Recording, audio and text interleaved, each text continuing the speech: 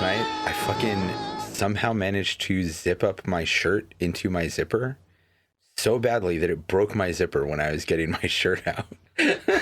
So, man, I don't know how I fucking did that. Also, it made every single time I had to go take a leak, it was a nightmare. Oh, it happened while we were out? It happened when I was getting dressed for us to go out. But I didn't notice until we were at the restaurant. So the first time I was in there, I was like, oh my God, I can't, what? Oh no, how do I do this?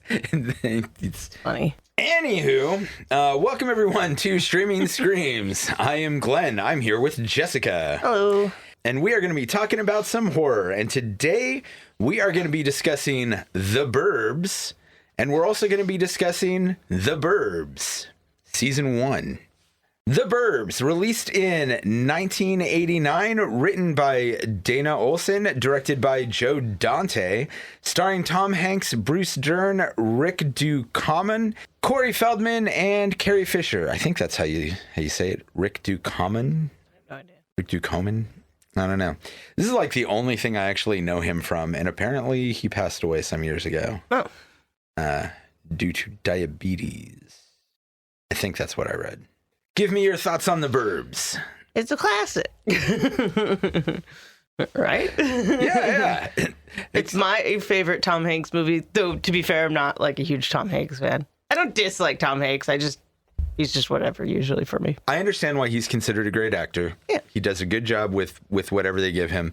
A lot of the roles that he chooses are not in movies that interest me. Yeah, what has he been in recently? Oh, I have no idea. I don't know if he's doing as much recently. I think the last thing I remember is some submarine movie. I have no idea. Oh. Yeah. This has legitimately always been one of my favorite movies. Yeah. And it's one of those movies.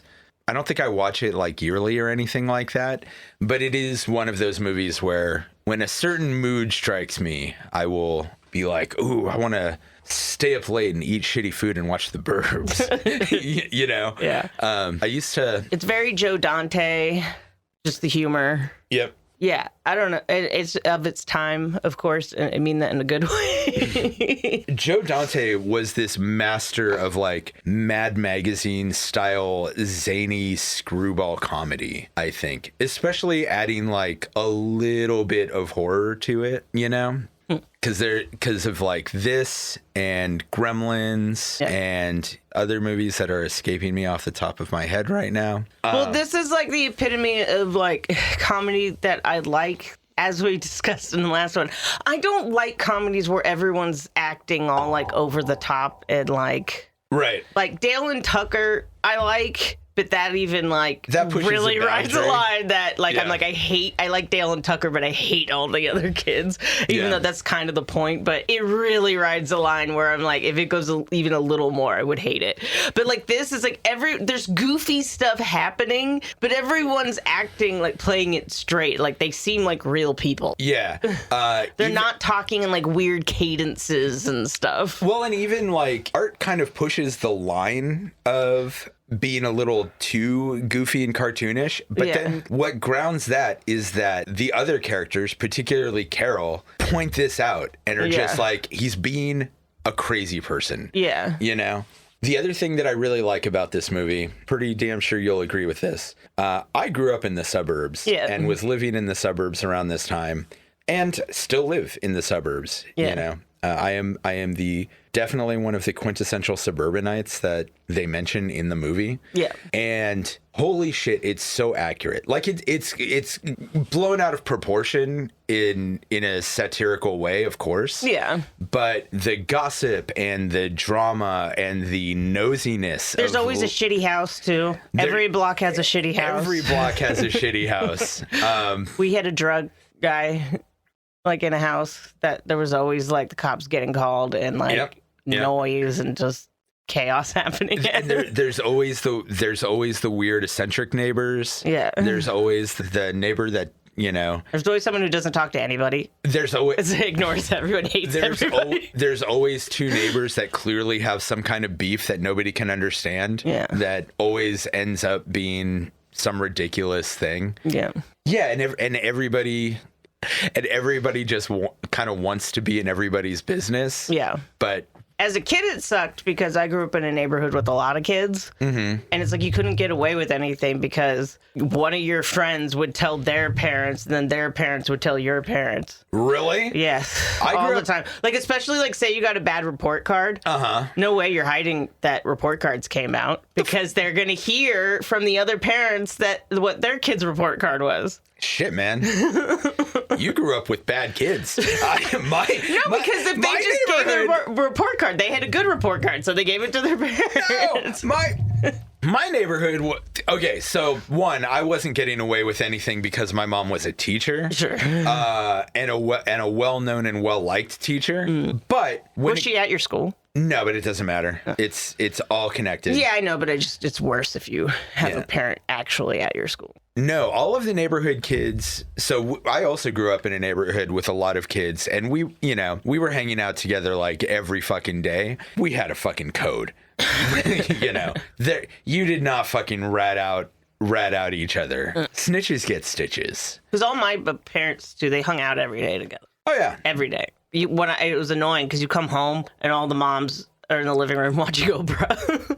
And then when one of the shitty kids that you were hanging out with has ratted you out, they all slowly turn to you when you walk in the door. They're like, "We all know what you've done." Yeah, pretty much. Yeah, fortunately the neighborhood adults when I was growing up did not hang out that much. They hung out plenty, and we had like we would have like a lot of neighborhood parties and things like that. But no, generally the only time that we would get in trouble, the only times that we ever really got in trouble for anything relating to the other neighborhood kids was if we did something that, as a group that was an undeniable fuck up. Something like accidentally shoving one of the kids out of a window or something like that. Or not out of a window. There was an incident where one of us hit one of the neighbor kids with a pillow and his head like went through the window behind him. Oh. Which, fortunately, fortunately the curtains were closed, so he didn't get cut up, because that would have been a bad window. It was one of those old pane glass ones that, cut you up good. No, we even had, we used to have block parties every year in the summer, where you close off the whole block, and then some new people moved in. They wouldn't sign off, and you have to have everybody in the neighborhood sign off. Oh, fuckers. Block parties ended. That sucks. Yeah. That sucks. I don't know why people got to spoil things. It's always got to be a party pooper. Yep. Also, everybody in this movie really brings their A game to it. Bruce Dern is fucking hilarious in this movie. That's the military guy? Yeah. Everything he does is just fucking delightful. Yeah. I feel like every neighborhood also does kind of have that one guy whose entire personality is wrapped up in their military service. We didn't have that. We didn't have any military guys, but we did have a guy that was really big into CB and ham radios. So he had antennas all over his house and truck. Yeah. That's great. Just what the fuck? Yeah, I've always been curious about what the deal is with that particular hobby. Yeah. Because what, do you just talk to strangers? Yeah. Mm-hmm. I think that's it, right? Okay. Truck drivers and shit? Yeah. I guess the old pre-chat room thing. Oh, yeah. No. But yeah, even his house had antennas all over it, but then also his truck. Yeah. So I don't think there was anybody in our direct neighborhood that had the obsessive military thing going on, but I knew a couple nearby. Yeah. I had a PE teacher who'd always tell you about his military service, and he had a bent finger that he's like, I fell in a foxhole. Yeah, I had a teacher who taught philosophy and military history, who was a Vietnam vet. He was an interesting guy, and I don't think that his method of doing things would fly today at all. Yeah. I don't know how he handled his military history classes, but the philosophy classes were very, very much just kind of like a discussion. He basically had a big book of quotes, and he would start off the class with a quote and then be like, all right, tell me what you think. Yeah. And that would be the whole class, except occasionally we'd do toga walks where we'd all grab a sheet, wrap them up like a toga, and walk around the campus looking for truth. But the other thing, this is what I really don't think would fly today. All of the students knew where he lived, and he had a policy that you could just drop in and visit him anytime. Yeah, that would not. That's not. And it was always like me and my friends would pop over to his house occasionally, and it was always like a nice time. And it was always, there was never anything inappropriate about it. There was never anything like predatory about it. In hindsight, I don't think there was anything like sexually or abusively inappropriate about it. Sure. But it does feel like, looking back on it, kind of have this cult of personality vibe. Sure. Yeah. I've had a few teachers, and honestly, more of them in college than in high school and all that. But there were a few in high school where it was like the primary motivation seemed to be the adoration of the students. I could be wrong. That could also just be me being annoyed with the students in these cases. Either way. Yeah. Boy, way fucking off track there.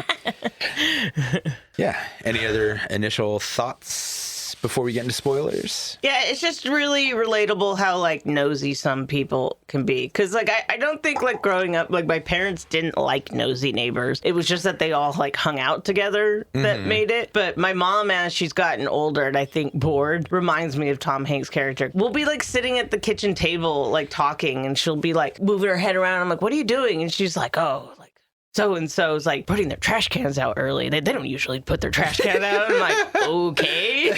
Like, that's great. And I've literally told them, like, Mom, you're becoming like a nosy, like, old lady.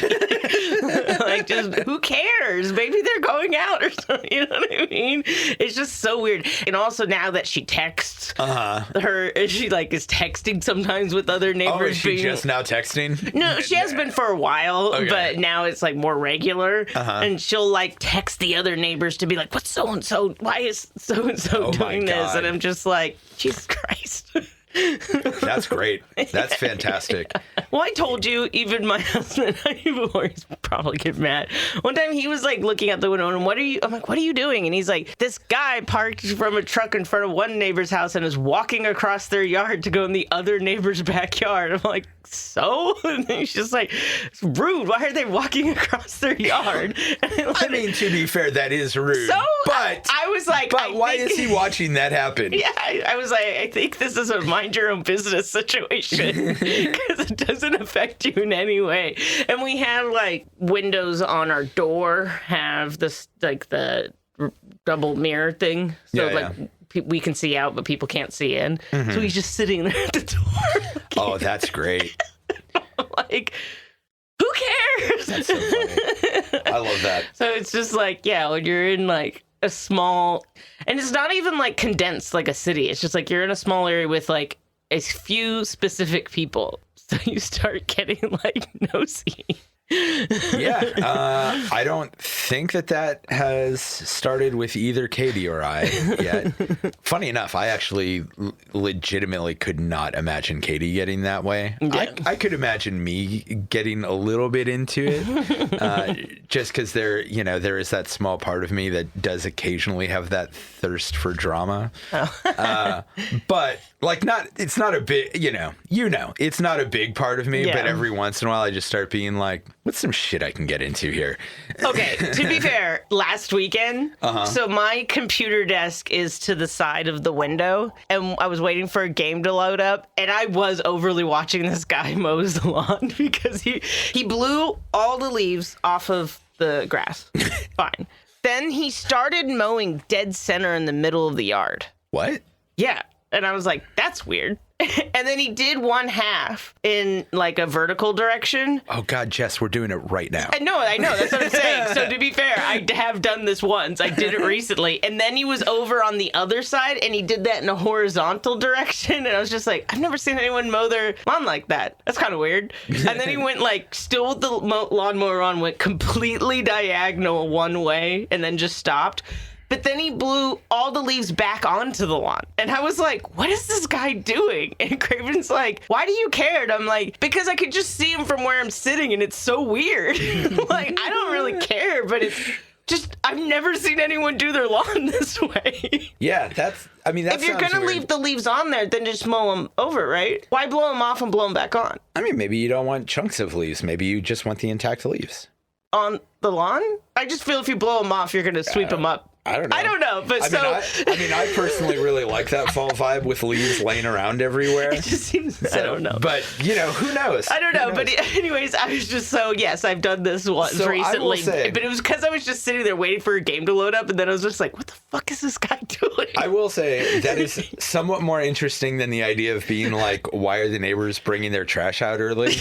Because sometimes I'm like, I'm going out, so I don't want to do it when I get back at night. Well, I will tell you, when I take my trash out early, it's because I remembered earlier. Sure. There's a billion reasons. Yeah. Like I did house cleaning and I filled it earlier.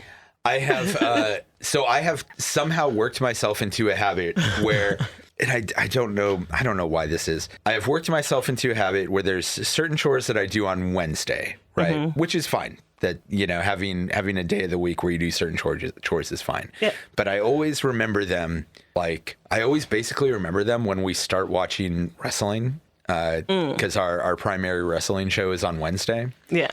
AEW Dynamite. So generally we'll start watching wrestling, and then at the first commercial break, I'll be like, oh, I need to do laundry. And then somewhere halfway through, I'll go take out the trash. Yeah. Earlier in the day, if I remember, I will generally be like, oh, hey, I should just take out the trash now so I don't have to pause wrestling later. Sure. Yeah. Makes sense. I guess the moral of the story is that the suburbs are mundane. So anything different, you're like, what is happening? Yeah. It's just a fishbowl, man. Yeah. Should we get into spoilers? Sure. The Burbs features Tom Hanks as Ray Peterson, a suburban family man taking a week-long staycation. He's like the skeptic. He's basically grounded in reality and doesn't want to believe that his neighbors are up to something strange. Because if they were, he'd have to deal with it. Rick Ducommun is Art Weingartner. Art is a nosy snoop and gossip who is sure that the neighbors are murderers who have killed their elderly neighbor, Walter. Bruce Dern as Mark Rumsfeld, a Vietnam vet whose whole identity is wrapped up in being a military man. He takes a lot of pride in his lawn and is feuding with Walter, who keeps sending his dog to shit on his lawn. Which is a real thing that happens also in the suburbs. I know. My parents' neighborhood, there's the people that they don't do it on a specific yard, but they let their small dog just run the neighborhood and it shits all over everyone's yard. Dude, pet drama and dog drama and cat drama is such a weirdly real thing. Yeah.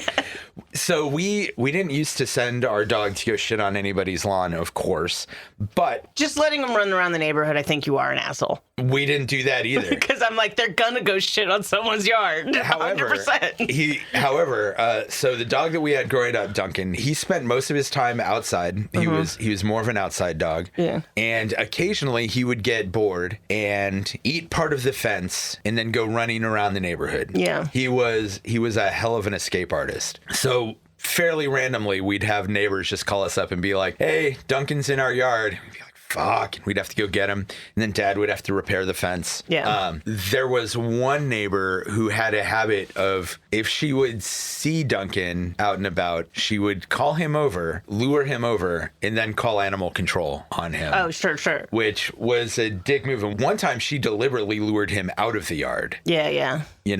Which she was a piece of shit, that lady. Yeah. Yeah. But yeah, it is pet drama. There's always pet drama. It's probably in some ways my favorite kind of suburban drama because it's always the funniest, the grossest, and the pettiest. Yeah. Then we've got Corey Feldman as Ricky Butler, a teenage neighbor who treats his neighborhood like a reality show. We've got Carrie Fisher as Carol Peterson, Ray's wife, who wants to get away instead of staying around the house, and she is really annoyed at Art and Rumsfeld for dragging her husband into their shenanigans. She's rightly frustrated with Ray because he would get involved in it. Yeah. Finally, Wendy Shaw as Bonnie Rumsfeld, Rumsfeld's wife. She seems to me like she's kind of playing like a caricature of a traditional military housewife. She's just a hot ditzy She's basically the hot ditzy chick. She's a trophy wife. Yeah, she also seems like a sweetheart. No, she does, but she's clearly like... You know what? She's kind of funny because on one hand, she is definitely played up as the most airheaded character in the movie. But on the other hand, she's kind of also the most reasonable. All she wants to do is like garden and introduce herself to the new neighbors and just have a fucking life. Sure. You know? But she enjoys being gawked at by Ricky also. She does make for a good neighbor. Yeah, so basically the plot of the movie here, Ray is on vacation and he wants to spend time at home, but his wife is just afraid that he'll get all wound up and end up going back to work in a bit more of a wreck than he already is. Yeah. Do they ever say what holiday it is? Because they say he took vacation, but he says he doesn't want to get stuck in holiday traffic. But I don't think they ever mention what holiday it is. They don't. I would guess it's just something like Memorial Day. Sure. It's just interesting because they establish it is a holiday weekend. Yeah. But no, they never mentioned it. Well, it is a holiday weekend, but there's no decorations, and the weather seems to be mild. It's like because it rains. Yeah, which would most of the time. It rains in July here often. There's usually 1 week it rains in July. Yeah. So who knows? But I would guess that it's a Monday holiday. I would guess that, it's a bank holiday, basically. President's Day, Memorial Day, something like that. So Art develops this theory that the new neighbors are up to something, probably involving murder, and along with Rumsfeld, drags Ray fully into it. And should say, it's a really, rundown, shitty house. The movie opens with him, stepping onto the yard, and it's, all of a sudden, wind, and then when he steps off, it's just perfectly calm. It's so funny the way they approach this house. Like it is just this dilapidated shithole. Yeah. Which we never had that kind of we had there was a shitty house in the neighborhood, but it was not that level of dilapidated shithole. Yeah. I always kind of wish there was one in the neighborhood though, because I always there is a part of me that always loved that spooky haunted house in the neighborhood kind of look. There was always a part of me that wanted to deliberately make my own house look like that. just because again, I love that me and my everyday is Halloween fucking thing. Anyway, so due to some really loud noises in the neighbor's basement and some odd behavior on their part, these guys all start snooping around and investigating the neighbors, much to Carol and Bonnie's frustration. And during the investigation, Ray is slowly convinced that Art is correct. Eventually, the investigation goes too far. They end up blowing up the neighbor's house, but there's a plot twist because the neighbors really are killers. They just didn't kill the people that our main characters thought they did. Which originally it was supposed to be that they were innocent. They tacked on the ending because people didn't like it. And so that's why if you actually watch when their house blows up, it is kind of odd because they all look like the neighbors, the Rumsfeld all look like, or not, the Klopeks. They all look sad and Yeah. And so it is kind of odd. Yeah. And then it turns out, but because people hated the ending. Though was it studio interference or was it bad testing? Yeah, bad testing. Okay. Everybody hated it. Which, to be fair, it wouldn't make sense if they weren't. Because then it's there's a femur that shows up. Right. They have an insane furnace and stuff. It's so there's just all this weird stuff that they're just never gonna explain. Just whatever. Yeah. But yeah, they tacked on the whole ending with the ambulance and everything. I'm okay with it. I am. I'm saying I don't see how it would make sense without it. I agree. It would be but what about the human bone that they do find? Maybe that could have been from the previous family. Maybe the previous family were killers. And also, he was a doctor. It could just be explained by that. I have old medical stuff. Yeah. Well, but why would you bury that in the backyard? They don't know for a fact. They just know the dog got it in the backyard. That's true. That's true. One of the things that I really love in this movie, Corey Feldman cracks me up. I love him in this. He's so funny. All while he is... He brings, like, a date over, and she's like, can't we go to a movie? He's like, no, this is better. We're just going to watch my neighbors be crazy. Yeah. And then later, when he brings more people over, she's there, and she's like, no. Like, I got the pizza dudes coming. His role as the peanut gallery is... I think it's one of the best peanut gallery roles I've ever seen in my life. Yeah. You know what he does? He does this great job of bridging the space between the audience and everything else that's going on. Yeah. Because he is basically us. Yeah. But at just having a riotous time. He's also supposed to be painting his house and like just never getting anything done. We see him paint the house here and there. Yeah, but then it's like he starts painting it the wrong color though, because first he's painting it like white, and then like part of the porch ends up partially red. Primer, I guess, but it's just that I think he's more just using that as an excuse to be on his porch. Which is funny because in a way this makes him the ultimate Snoopy neighbor, but he like doesn't get involved with anything. He's just there to laugh at everybody being ridiculous. Yeah. The fact that he hosts an entire party just to watch his neighbors be crazy is delightful. Yeah. And I always wish that my neighborhood would get to that level of wackiness. Yeah. Obviously, it never would. Yeah.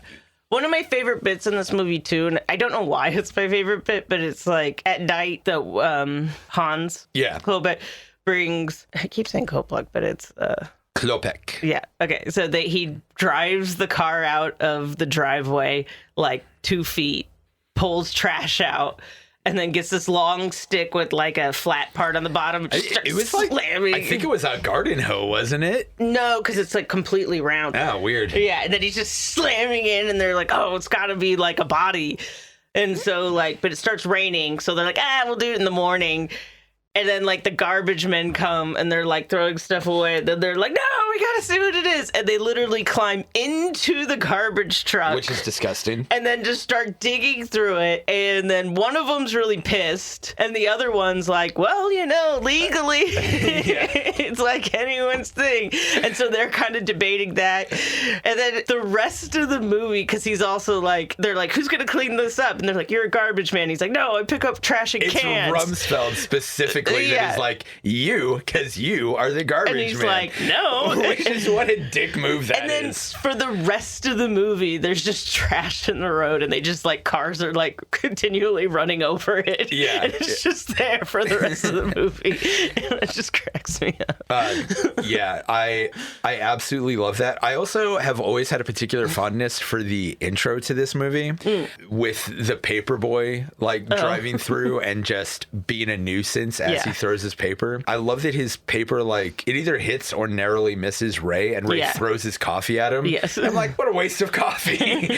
And then we get the whole sequence with, like, Walter's dog taking a shit on Rumsfeld's lawn with, again, Ray just watching from the window and, like, laughing at it. Yeah. And then there's something so perfect about sitting at your window, watching one neighbor's dog shit on another dog's and laughing lawn, about it. And laughing about it. And then your wife getting annoyed. And God, I don't generally snoop on the neighbors, but if I was just like chilling over here, and was seeing this go on, this would 100% be me. Because you don't want to get involved. No, but I will totally laugh at one neighbor's dog taking a shit on another neighbor's lawn. You know what? This neighbor's cat shits in our yard all the time, and it annoys the hell out of me. I'm not going to give him a hard time about it. Yeah, my neighbor feeds a bunch of stray cats, and they bury their poop in our tan bark, but I'm like, what are they going to do about it? Yeah. It is annoying, but I'm just like, what are they going to do about it? Yeah. Well, and you know what's annoying too is I think it's their cat. It might actually just be a neighborhood stray. Mm-hmm. It shits in our yard fairly regularly, and I keep trying to get it to like go away. But there's a lot of times where during like hot weather, I'll see him chilling under a plant. Yeah. And I'm not a fucking monster. So like an idiot, I will bring him water. And that's just going to encourage him to stick around here. And I know Katie will occasionally feed him if she thinks he hasn't eaten. Yeah. The neighbor's cat? Well, like I said, we're not sure if it's the neighbor's cat or a stray. I'm like, don't feed neighbor's cat. It might be a stray, and that's like I said, even though I want the cat to go away, I'm not a monster. Yeah.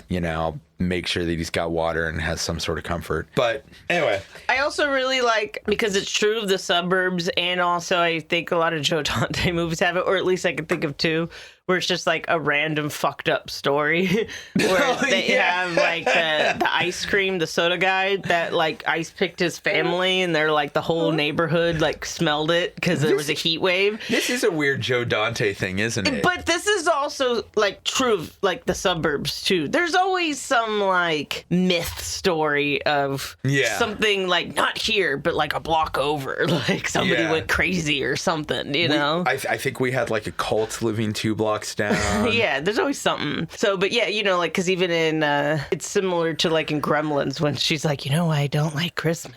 Yeah. My dad got stuck in the chimney. You're just like, what the fuck? Which is an absolute batshit story.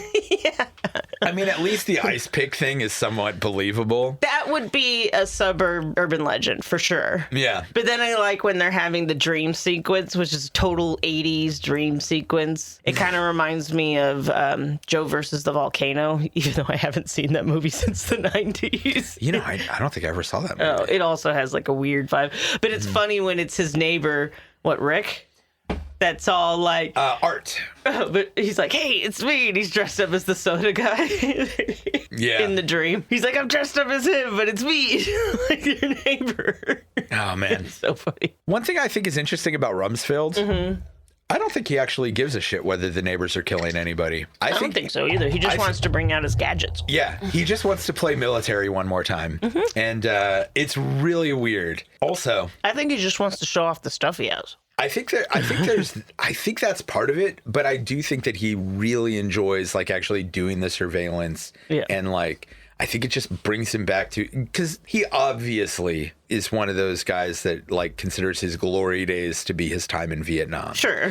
And, you know, there's so much that seems to be him trying to basically go back to that, like sitting on the roof with this giant antenna listening thing and but he's doing a terrible job because you could see him. Yeah. And then Ricky's just all like, hey, Rumsfeld, like, when's this going to happen? And he falls off the roof. Yes. Oh, there is a great line earlier in the movie where I can't remember if it's Carol or Bonnie, but one of them is like, you know, let's just go over and talk to them before somebody ends up getting electrocuted or falling, or before somebody gets blown up or falls off of a roof. And it's just foreshadowing because Ray gets blown up and Rumsfeld falls off the roof. Right. I will say also, fun thing about Art, and I didn't realize how true this was until later in life. This is a very heteronormative thing, at least in like a heterosexual marriage. Art is basically this extreme caricature of what happens when a guy's wife like leaves him alone for an extended period of time and he just gets bored. Yeah, and has to develop some kind of thing to occupy his time. Sure. He also, though, reminds me of, like, a teenager's best friend. Because, like, in the beginning when he just comes over and he's just, like, eating all their food. Yeah. And that's such, like, a teenage friend that comes over a lot thing to do. Yeah. He's just, like, eating their breakfast, and then he goes into their fridge and gets ribs and, like, stuff. And then he, like, even, like, accidentally eats dog food because he's just, like, used to just grabbing all their food. Yeah. But that seems so much more of, like, again, like a teenage boy's friend coming over that like comes over all the time thing to do. Yeah.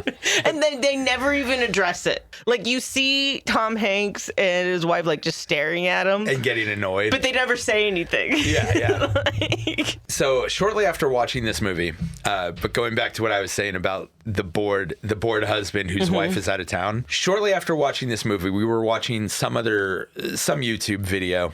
I forget who it was, but they made a joke about how like you can tell Melania doesn't live at the White House most of the time because the Trump ballroom is clearly just what happens when somebody's wife leaves them alone for too long and they decide they need a project. And it was a joke, obviously, but it was a joke based on this same idea. And I kind of laughed because I got it, and Katie was like, is that a thing? Is that like something guys do? And I was like, what, develop a project when their wife's out of town? And she's like, yeah. And I'm like, remember that time you left for a week and then came home to a house full of plants because I went plant crazy, or that time you left for a week and came home and I had turned the house into a smart home, because this is just something that actually does happen. People get bored at home and decide they need a project. Sure. You know, and Art, they do make a point of saying that Art's wife is like away for the week. With his mom. With her mom. Her mom. And he's like, I don't want to be with just the two of them.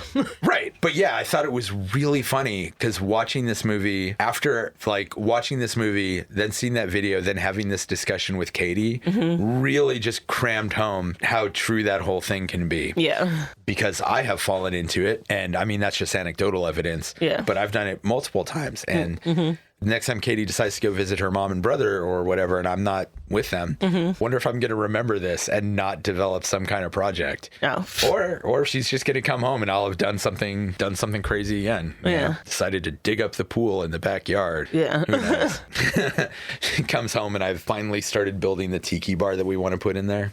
That costs money, though. Yeah. I'm going to tell Katie to leave for a week. Tiki time. Good times. Who would you recommend this for? Anyone who lives in the suburbs. Yeah. It's also good gateway horror for, like, kids. Not, like, super young kids, but, like... I mean, I think I was, like, 9 when it came out, and I loved it. Yeah. Immediately, I loved it. Yeah. Yeah, I would agree with that. This is It's not really horror, but I would say it's an entry into spooky stuff. It's definitely primarily a comedy. Yeah. But it absolutely has horror elements. Yeah. And is actually a good introduction to a lot of spooky tropes. Yeah, but like I wouldn't... the rundown house that everybody's got rumors about and all that. Yeah, but I wouldn't even call it like a horror comedy. It's just really a comedy that has a little bit of horror stuff. I can agree with that. I would say that this is about as far from horror as I would ever want us to get on this podcast. Yeah. But still qualifies. It's still got a lot of spooky elements. It's classic 80s Tom Hanks. Yep. Even get a little bit of that satanic panic shit in there. Sure. You know, it's good times. Yeah. And echoing your sentiment. Yeah. If you live or lived in the suburbs for any length of time and you like funny shit that's spooky, this movie will be right up your alley. Yeah. Good stuff. Thanks for joining us here at the Streaming Screams podcast. Please follow us on Instagram, Facebook, Threads, and YouTube at Streaming Screams Pod.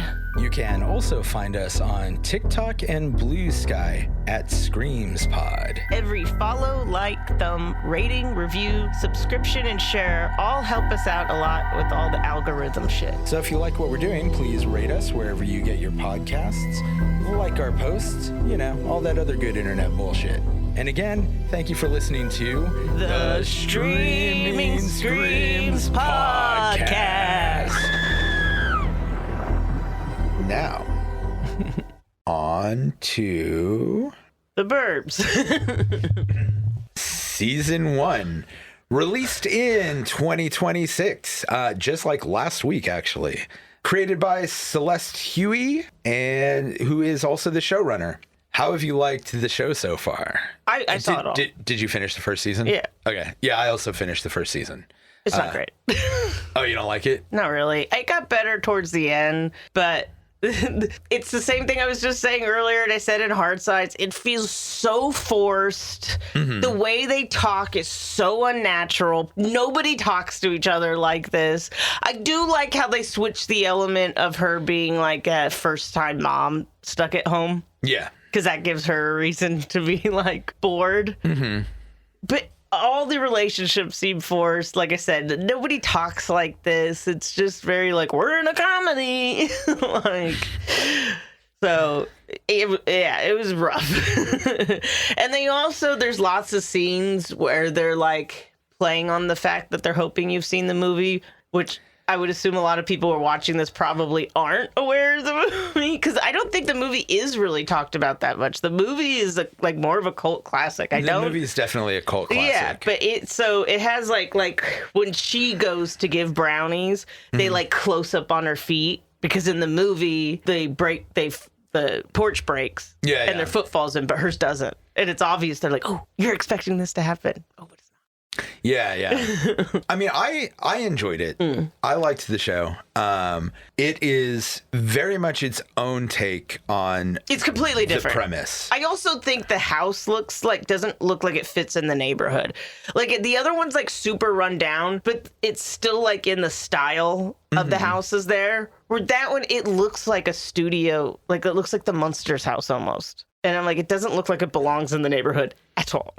I think that they did that deliberately because everyone keeps referring to it as the Victorian. I know, but I don't like it. I don't know. Where I grew up, a lot of neighborhoods would have that one random Victorian house. So it didn't even look like a Victorian. Well, at least what Victorians are in San Francisco. Yeah. It did look like it actually reminded me a lot of one specific house in Benicia. I appreciate that they took a very different approach to the material. They did replace a lot of the horror elements of the movie with a straight like mystery and almost with more of like a mystery intrigue type of thing. Because I'm like, when we get into spoilers, I have a major problem with the like some of like the revealings in this. I have a few points that I think you might be talking about. I really like in adaptations when somebody tries to adapt something in its own different way. And so I do appreciate, for example, I think one of the best film adaptations of a book that I've ever seen is Annihilation, which is absolutely nothing like the book. But I was going to say the best example right now is Interview with the Vampire. I mean, I haven't watched the show. It's great. And it's completely different. It takes place at a completely different time period. It makes sense them changing like the race, and that's relevant to everything. But it's like the same but different. Yeah. And so going from book to movie then to a show, that's just a perfect, because I also think that's one of the best vampire movies ever made. I agree with that. Interview with the Vampire is fantastic. You have to, because I'll say this, didn't mean to cut you off with the Annihilation thing, but I hate when people are a fan of something in one medium, especially book to movie, and they're mad that things got changed. And it's like, it is a different medium. You can't one for one create a book into a movie. Right. Like, it is annoying when they there's some movies where I've seen where I'm like, oh, you totally lost the point of this one thing because you cut so much out. That's annoying. But they have to change things. Yeah. And so I do hate when people want things to be exactly the same. And how would they make this into a series like exactly the same and be interesting? Right. So like with Annihilation, almost nothing is the same. Yeah. The very basic premise of there is an all-woman team who goes into this area to explore it, and the main character is a biologist, is where the similarities end. But it's very much cosmic horror, and the book is not something that you would be able to easily adapt into an interesting movie. Yeah. So they were just like, fuck it, we're going to take the spirit of the book and the very basic premise, and we're going to do something completely different with it to try to express the same ideas. Yeah. And it's so successful. And like I said, to me, it's one of the best adaptations of a book that I've ever seen. Yeah. Which he just released a new book in that series, and I'm really excited to read it. With this, it is similarly extremely different. It takes the basic idea of wanting to explore suburban paranoia and nosiness and suburban drama in kind of a more modern context. And also in more of a mystery and less of a horror basis. Yeah. And one of the things that they did with this that I think is interesting is there are certain character traits that kind of nod to characters in the movie. Yeah. But there are no analogous characters. Yeah. And there is no Ray, there is no Art, there is no Rumsfeld. I'm sad there's no Ricky type character. That is the one thing that both Katie and I said is we did wish there was a Ricky type. Yeah. And I think they were trying to do it with them hanging out on the porch. I think they were kind of trying to do it a little bit with what's his name? Todd. The brother? No. Not good. He's the weird neighbor who's really into surveillance. Oh. And no, he's more of like a Rumsfeld. I guess well, again, There's no analogous characters there isn't, here. but he has the gadgets and stuff. Yeah, he does have the gadget things, but he's also like watching the neighborhood the whole time. Yeah. But he doesn't provide the funny like peanut gallery commentary, which I am missing here. But he's actually, I think, my favorite character. He's probably my favorite character. I also like Agnes a lot, but we don't see her very much. Yeah. I just like that, like, it's unexpected that he's like getting down at the block party. Yeah. And I love that they bring in all of this stuff, all of these other suburban things that there would be no reason to have included in the movie, you know? Like, why would you have a block party in that movie? Yeah. But it makes sense in the show. Well, because they're also doing the more modern thing of like the homeowners association. Right. And I love that the major secondary villain is the homeowners association. Yeah. We are lucky enough not to have one. Yeah. Do you have an HOA? No, we refused to move somewhere that had one. Yeah, same with us. An HOA was an immediate disqualifier. Yeah. And we are fully prepared if anybody ever comes to our door being like, we're starting an HOA, to tell them to just fuck off. Yeah. Some HOAs are good, but they can devolve into shittiness real quickly because it changes who runs them. I understand why you would want to have something like an HOA, but the fact of the matter is that I am not going to pay somebody a monthly fee to tell me to take my skeleton down. Sure.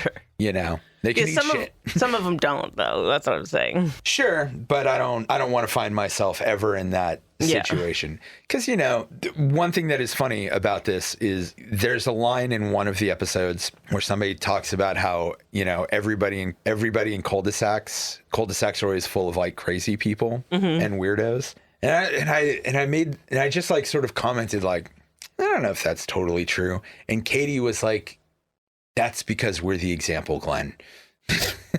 I'm like, I don't know about that. Yeah, why? Just because you have a skeleton? Yeah, well, no, just us in general, I think. Who knows? Maybe partly because of the skeleton, partly just because we're loud and goofy. Who knows? No, you're not. You're like quiet. You guys don't make a ruckus. You guys aren't like out like doing shit in the neighborhood. Maybe we should be. I need to go sit on the roof and watch the neighbors' dogs poop. I'm on a court and everyone's pretty chill. Yeah. I mean, we do have eccentric characters living here. 2 houses down, our neighbor is, just kind of a, I don't know, funny, goofy guy. This other neighbor just has a backyard full of weed, which is cool. But kind of common. We have a couple blocks from us, like a actual Halloween house. Oh, yeah. Yeah, they just have Halloween stuff all around. Oh, and around their fence is really cool. Mm-hmm. They have metal. It's a metal like cutout of saw blade, like circular saw blades, and it lines their entire top of their fence. But they have like jack-o'-lantern, like fake ones all around, and skeletons and witches just year round. Mm-hmm. They're like a actual Halloween house. Sounds like something to aspire to. I really like the blade things around their fence. I'm like, where'd they get those? Yeah. Yeah, it's a very different approach to things. I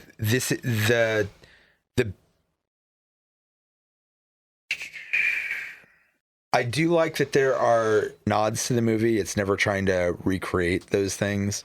Like like, yes, you do get the dog shitting on one neighbor's dog shitting on another neighbor's lawn, and there's obviously a rivalry there. Yeah. But it's about more than lawn care. And the pretzels and sardines seemed a bit forced to me. Okay. So the thing with sardines was fucking madness, because the sardines end up becoming, all right, I guess let's just get into spoilers here. Mm-hmm. The sardines ended up becoming a major plot point. Yeah. Which I thought was a weird choice to make the sardines a plot point. But everybody in the movie, when they're offered the sardines, Tom Hanks chokes it down. And then he spits it out. And everybody else is like just disgusted by it, but also kind of like goads him into doing it. Because they're like, somebody's got it. Yeah, well, obviously it's got to be Ray for some reason. And then in this, like everybody makes a big stink about, do you remember her name? I don't know. The missing girl enjoying sardines. Alice? I forget. But yeah, they make a big deal out of her enjoying sardines, and like all of the neighbors like don't want to try, Yeah. They almost recreate this scene, but like it made sense in the movie because they're weirdos, right? And then they bring out sardines and pretzels, and you're just like, what the fuck? Well, in this, she didn't invite them in. Sure, she wasn't trying to entertain them. She's just into them. And then they, like assholes, asked for a snack. Yeah, and that was just what she had laying around. So that didn't strike me as too weird. But what drove me nuts throughout all of this, and Katie was laughing her ass off because I love sardines. And she's like, and it just becomes this whole running gag throughout the show, how sardines are disgusting. I think most people don't like them. Sure. Somebody at my work, it's an old man, but every single day he eats a box of Triscuits and 2 cans of sardines. That's what he has for lunch. And then like 5 cutie oranges. And that's his lunch every day. Interesting. Yeah. I don't go that. Every single day, and I always want to ask him about it, but I'm like, it's probably. You know what? No, I really like them. I will occasionally make myself a sardine sandwich.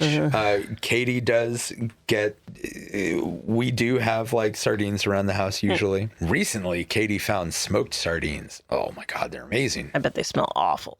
They don't smell all that different. It's not like that. It's not like that fake smoke.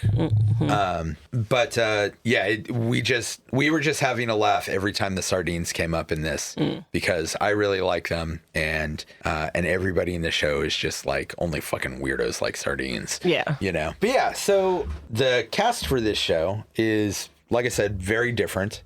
We've got Keke Palmer as Samira, a new mother who has lived her whole life in the city and isn't adjusting well to the suburbs. We've got Jack Whitehall as Rob, Samira's husband, who seems to have some connection to the girl who went missing across the street while he was growing up. Which my big problem with them is he's British, but he's been here since he's a child. He would not have that heavy of an accent. Thing. He might still have an accent, but not that heavy. It would be minor. And he uses like some slang and stuff, and I'm like, I've known people who are British that grew up here, and they do not sound like that. No. We've got Julia Duffy as Lynn, a quirky but sweet widowed neighbor hiding a kind of dark secret. Yeah. Paula Pell as Dana, a neighbor who is a former Marine and whose wife is currently, quote, on deployment. Is she the one crawling around in the yard in the first episode? Because that's the thing, is they show somebody crawling around in the yard and it never comes up again. And so I'm like, who the fuck was that? I think it was her. Okay. It just never comes up again. So like it seemed weird. Yeah, they don't bring it up again. And she doesn't do anything else like that. I'm guessing it was supposed to be some, military thing, or I don't know. It's just she doesn't do anything else like kind of like that. No. We've got Mark Proksch. What is that, Slavic? Mark Proksch as Todd, an eccentric neighbor who's way too into surveillance and is socially awkward. Kapil Talwalkar as Naveen, Rob's childhood best friend. And Danielle Kennedy as Agnes, the Hinkley Hills Homeowner Association president. Yeah, I like that. So she's the one that keeps sending her dog to poop on Lynn's lawn. Yeah. Which I think does actually play into their both of their characterization in more than just being obsessed with lawns, because Agnes was sleeping with Lynn's husband. So we don't find that out till way later. No, but that's like why. I'm pretty sure that's why Agnes always has it out for Lynn. Yeah, is because of that. So yeah, it's a very different setup.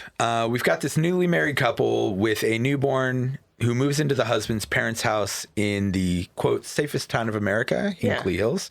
I wonder how many towns claim that every year. Sure. The wife, Samira, having spent her whole life in the cities, feels very uncomfortable in this new environment.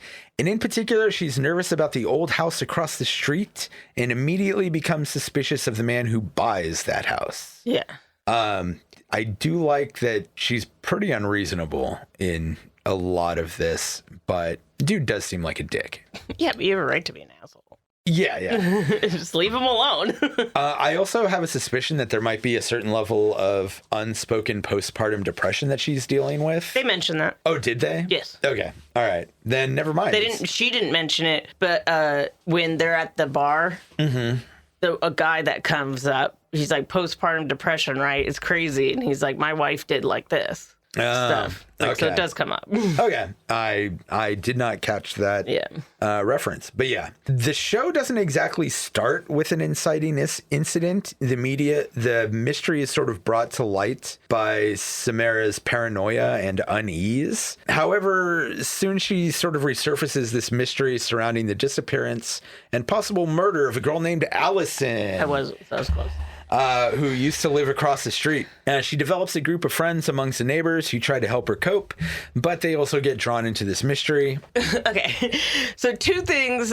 Like, one is like, so it comes out that her husband is suspected by like everyone in town for murdering this missing girl. Yeah, because they were friends. Yes. They were like close friends. If it were me, kids. I don't care that my parents gave me a house. I would never fucking go move there with my new wife that also comes out later that they only got married because she got pregnant. They haven't been together that long. Right.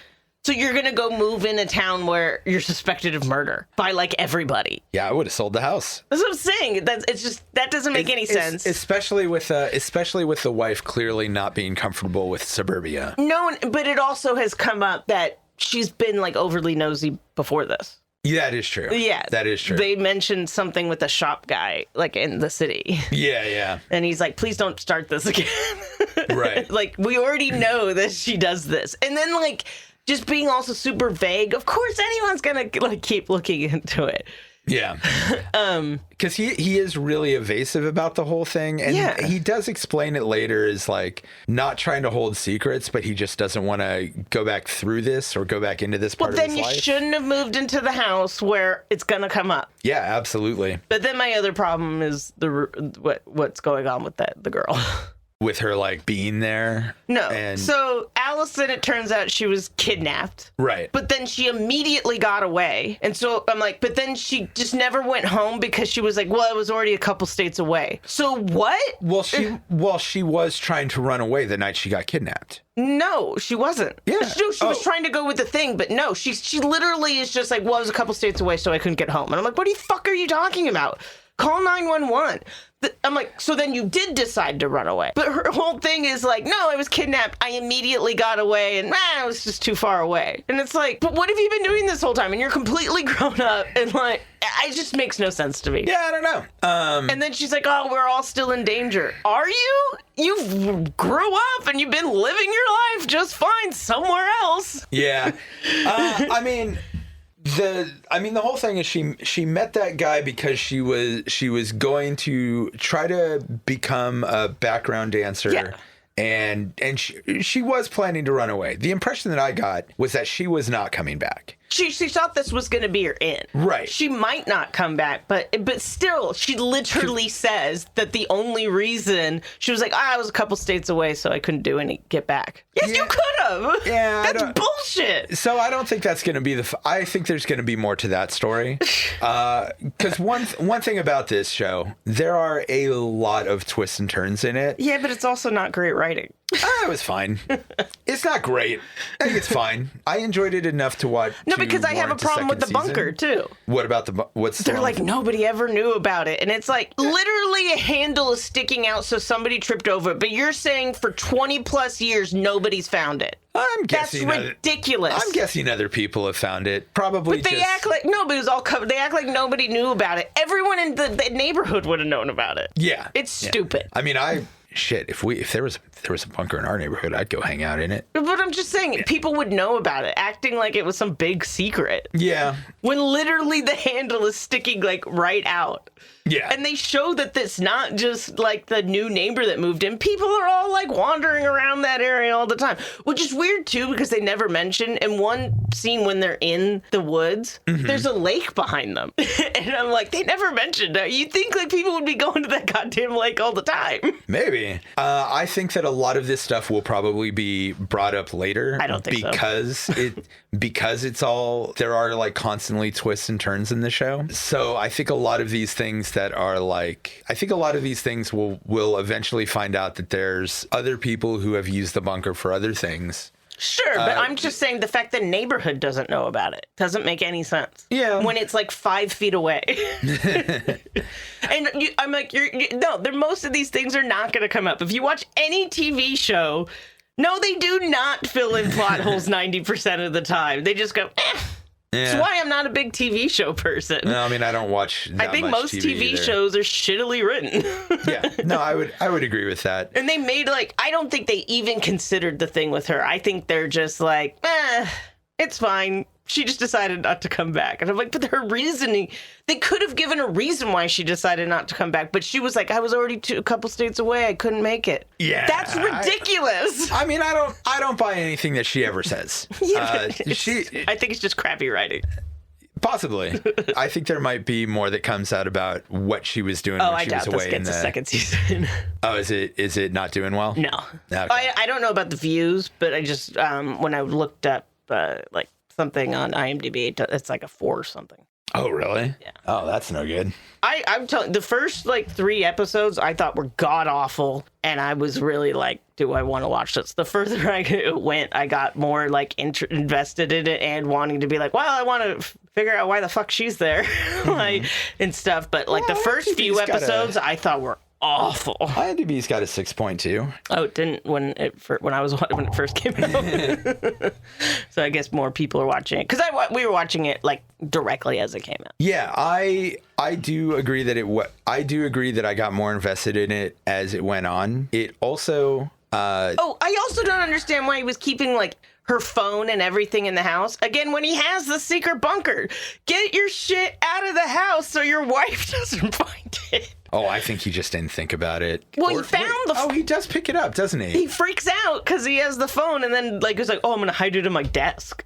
Yeah, not the Your best. wife's at home bored. She's definitely going to go through your desk at some point. She's bored and known to be nosy. Yes. And I'm like, so when they find out there's this bunker thing, I'm like, really? He had somewhere he could have put the stuff just to hide it. Yeah. I mean, I guess he foolishly trusted his wife not to go through his desk. I mean, I would trust Katie not to go through my stuff in here, but she is also not known to be a snoop. I don't snoop around stuff, but they've already shown that it's a whole thing is that she gets bored and starts snooping. Yes. Yeah. I don't know. It's not my favorite show. It's not the most amazing thing that I've seen, but I do like it. I definitely, if a second season comes out, I do plan to watch it. But it's not one of those. I like it enough that I will watch I'll watch the second season and see where it goes. It did not impress me enough to make me. If the second season sucks, I'm not going to wade through it. Keep going. Yeah. Yeah. It's one of those shows where I think it could get a lot better or it could lose me. Yeah. Either way. But I enjoyed it. I thought a lot of it was funny. Everything's just such a reach because even her being like, oh, I met this guy and his brother went missing. That means there has to be connected. And I'm like, but his brother was a full-grown adult and you were a teenager. That's not usually how killers work. So I don't understand why that you would assume they're connected. Everything just seems like a leap. Yes, I would not assume that. I would not assume that was connected. They're it has to be. Per se. But, I mean, it does turn out that it is. I know, but only because they wrote it that way. But I'm like, when they explain why they're together, I was like, that doesn't make any sense. I do like that the HOA, which seems to be the secondary villain throughout most of it, is probably actually the primary villain. Because the garbage man is probably working for Agnes. Oh, maybe, yeah. Yeah, it seems like that's what's happening there is that he's working for the more powerful people in the town. That lady, too, always plays an awful person. Yeah, she's good at it, though. She just looks like one. She just looks like one of those bitchy old ladies. And that's definitely what she is in this. I looked it up. She's only really been an actress as an old lady. And I'm like, yeah, because she fits the role. Yeah. I mean, but she's good at it. Yeah, I'm not saying anything about her as a person. I don't know anything about her. I like that she's the one with the dog doing the shitting. Yeah. I like that they gave that one, the one character trait that Walter has of being like the unfriendly neighbor. Yeah. Is totally her. And it's ironic too, being the HOA. I don't think that's ironic. That would be absolutely the bitchiest neighbor. No, not being the bitchiest neighbor, but letting your dog shit on other yards, because that would be like a finable offense. Yeah. For the neighbor who didn't clean it up out of their yard because she runs the HOA. This is that whole thing about absolute power corrupts absolutely. You're the one that gets to write tickets about people having dog shitting places. Well, you're gonna write Lynn a ticket for that. She doesn't have a dog. Doesn't matter. It's on her yard. This is how power works, Jessica. But yeah, I do like that everything is kind of modernized. They do bring some of the issues of Samira being a black woman in a pretty white neighborhood. Yeah, I didn't want to bring that up because I didn't like that. I was like, because that was in the first couple episodes, and I was like, if they turn this into like just like a race thing, but they didn't. They didn't, and I'm glad they didn't because it seemed like they were going that way, and I was like, can we not? I like things with social commentary. I don't think this is the thing that should have been it, but it ended up being fine. Yeah. The first episode, it came up multiple times where I'm like, is this gonna just? I think they brought it up enough to acknowledge that it is an issue that we are dealing with in society without making the show about it. Yeah. And I think that is, for my personal taste, the that's fine. Like I said, the right amount. But the first episode made it seem like, no, this is gonna be like the thing, and I was like, seriously? Yeah. I'm like, in Lovecraft Country. That it made sense because the time period and all that. Like, I like it in certain things, and yeah, it does still make sense in modern things. But I'm like, I just didn't feel like this was the thing to do it. But they didn't. Right. Like I said, I think they did it exactly the right amount. Right, but I'm saying the first episode, I was just like, yeah. I was like, seriously? I like that they acknowledged that issue without focusing the show around it. Yeah. Which, it did make me pay attention because I watched the show and then I watched the Burbs. Oh, really? Yeah, I purposely was like, I haven't seen the Burbs in a while. I want to watch the show. Mm-hmm. I don't think it really helped because I still was like, oh, that's a reference. But when I watched the movie, I was like, are there any black people in this? There aren't. At the very end, there are. But just in the crowd. Yeah. There's a kid riding around on a bike that's black, and there's cops, and there's a couple people. I'm like, no, there's a couple. They don't live in the neighborhood, but they're there. They're around. It's as token as it gets. No names, no lines. Yeah. Show up in one scene as spectators. A cop. Yep. But yeah. Yep. It was definitely a much more homogenous neighborhood in the first one. Yeah. They do, what's her name? Dana is not the analog from Rumsfeld, but she's the military person. And she talks about her wife a lot throughout this. Mm-hmm. So there's like a little bit more representation in this than there is there's really a lot more representation in this than there is in the movie. Yeah. Yeah. Oh, fucking... Because she's not the only black person in the neighborhood. No, she isn't. Which they make it seem like at first, but... They do really base her paranoia more around... Also, her brother, I don't think they ever say, but I'm pretty sure he's gay. I don't think yeah. But they don't outright say it, I don't think. They don't say it. But he's very gay. He's very gay-coded at the very least. Yeah. I don't know if he outright is, but particularly the dancing in the kitchen scene. It's just the way he talks, too. Yeah.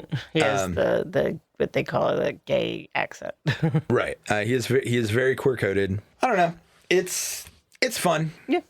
We'll see where it goes in the second season. Like I said, I appreciate that they're not trying to recreate the movie. Yeah, they couldn't. Yeah, obviously. Yeah. I think that, well, what I mean is I think there's a lot of shows that would try to recreate the movie, and that is what ultimately is their downfall. Yeah. Like, just with adaptations in general, trying to create the letter of the source material without instead of just trying to focus on the spirit of the source material.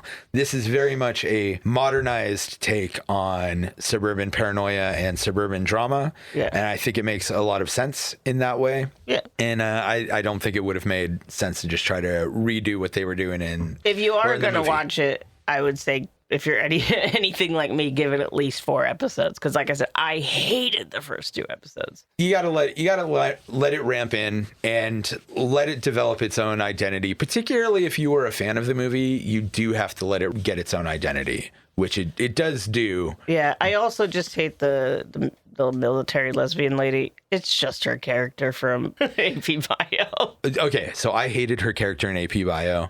I hate her character a lot less in this, but it is, as it goes on, it is sort of it is a somewhat toned down version of the same character, though. I really like Todd, the awkward surveillance guy. I like him because I actually have known people just like that. Yeah. Yeah. Which seems like unnatural, but that's just because some people are really awkward like that. Some people are really awkward. And I've also lived in a neighborhood where, not growing up, but somebody had that bike. I think on Bancroft, somebody used to ride a bike like that on the trail sometimes. Oh, I knew. I would see people, growing up in Benicia, I would see people riding those bikes all the time. You do look like a dork on them. There's no way to not look like a dork. I saw them occasionally in, I think they became a thing a little bit in the 90s. But then when my brother and I moved back with my mom after my dad passed away, I would see them all the time. Yeah. And I was always like, man, that's such a weird bike. Yeah. But I don't know. It's supposed to be like easier on your... Well, then maybe I should get one. Also, they seem more comfortable because you're... Do they? Yeah, because you're like in a full seat as opposed to the wedge between your legs. Yeah, but you're all like in a weird position. It doesn't look comfortable to me at all. Basically leaning back, it's like a lounge chair position. It doesn't look comfortable to me at all, but each their own. Yeah, I'd be curious to give them a shot. I'm pretty sure you can rent them like at by beach, like vacation areas. Yeah, maybe. I have also known, this is really funny, so I'm going to say, I've also known people who get really into like drones and, flying a camera drone around the neighborhood and all of that. I actually really want to get a camera drone, though, also. Not to like spy on my neighbors or anything, but I just think it'd be, I don't know. I don't think I'd ever get into like drone racing because I don't think I'd be that good at flying a drone, but I do love that whole thing about just like zooming through the woods or whatever. Yeah, they're really loud, so I'm like, don't do it in a neighborhood. Yeah, they're very annoying. No, and also I've been places where it's always just like, what the fuck? No, and that's not like the type of thing that I'm interested in them for. Again, I'm not ever going to be like a drone operator for the Olympics or something, but like watching the camera footage from the drone perspective while it's following like the sledders down the track is so fucking cool, or following behind the skiers. I feel like drones have ruined movies. How so? Because now it's easy for just anybody to do these like large scale shots. It's not impressive anymore. I guess. I mean, it used to be impressive because it took effort. Now it's just like, no, it's a drone.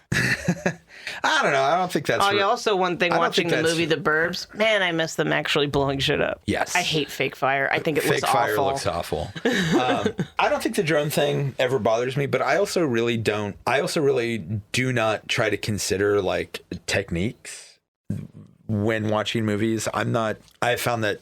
Yeah, it's not just that. It's just that it's in like every movie now. So I'm like, it doesn't look cool when you see it in every single movie. Yeah.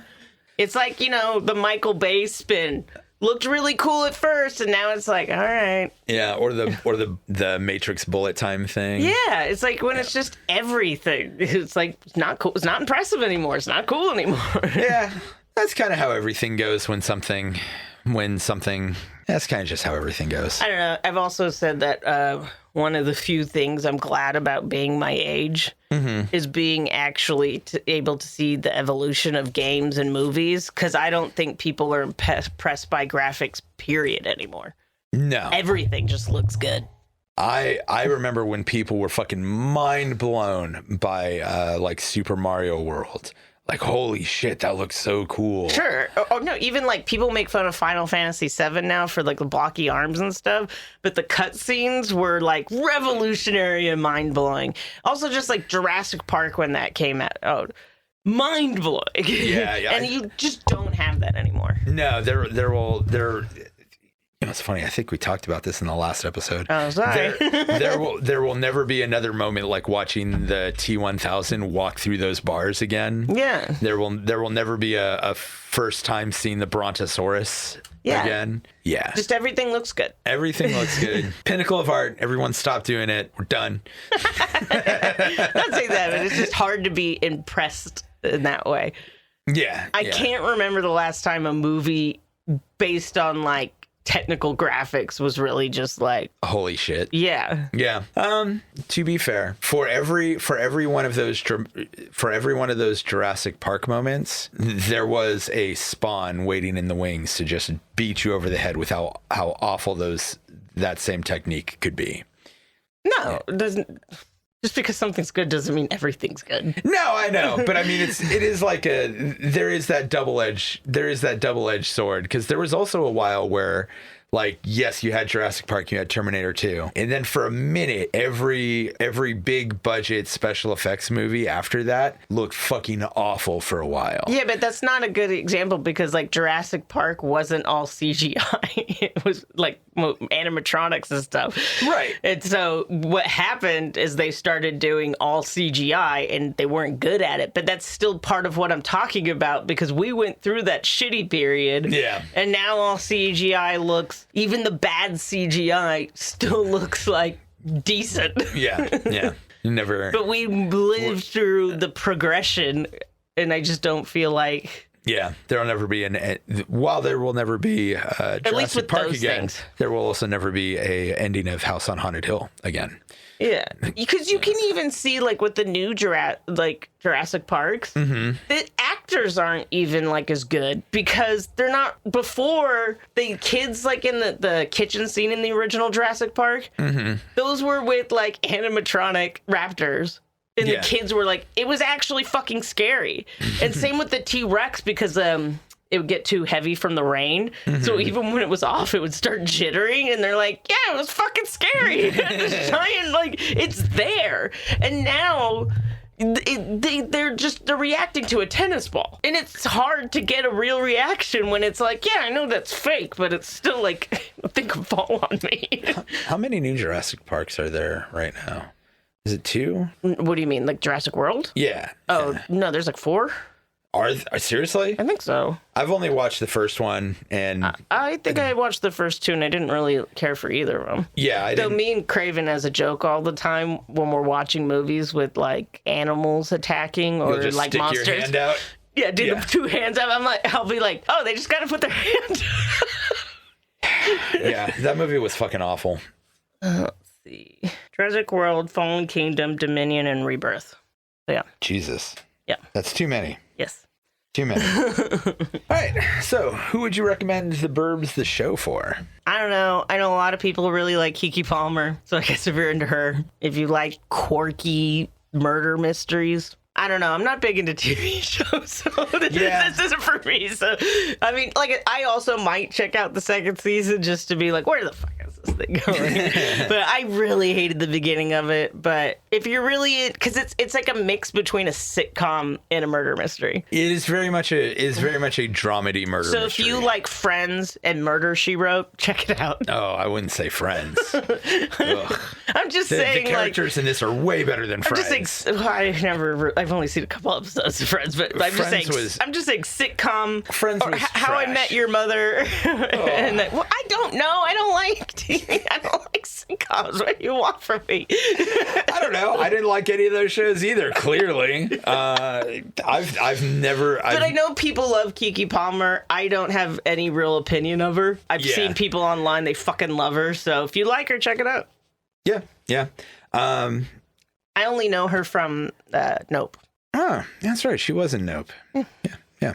Which is my favorite of the Peele movies so far. Yeah, It's weird because a part of me wants to say if you like the movie, you should check it out. But it is a very different take on the source material. I don't know. I mean, if you really like the movie, it's worth checking it out. But it is like totally different. Yeah. If you like the movie, check it out. Similarly, if you like quirky modern comedy and a decent mystery, go ahead and check it out. It is, again, there's one thing about it that I will give it credit for, which you may love or may not love, is that it is constant twists and turns in it. You like which lady? The wine lady. Judy? Oh, so bad at it. Yeah. The one who with the dead husband. The one who's keeping her husband in the freezer for some reason. Not unusual, honestly. Explain. Just in a lot of true crime cases, it is not saying super common, but it's not uncommon for people to die in the house and the people who live there just to like not want to deal with it. Like literally, there was a case of a woman who had a heart attack in the kitchen and her husband and son just left her there, and she wasn't found for 10 years, and they still lived there. And they just like stepped over her body, and like people like saran wrapping them and just shoving them in like a deep freezer happens all the time. And it's like, more common it is because they murdered them, but sometimes no, it's just that like they died and they're just for whatever reason incapable of like dealing with it like a normal person. That seems crazy to me.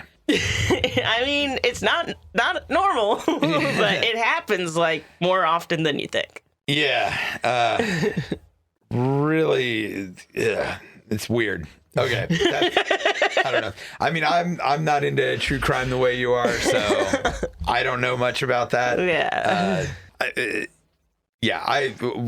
thought it was batshit when it happened in here. I wasn't surprised. Because she's told everybody that he's dead. So like, no, I instantly. Because when Keke Palmer's character was like, oh, here's my key, which I also thought was crazy. I'm like, you've known each other for 2 days. Right. And then she was like, oh, cool. And then like closes the door. Yeah. I was like, what does she got going on in there? And at one point I knew she was hiding something. No, but at one point I was like, is her husband still in the house?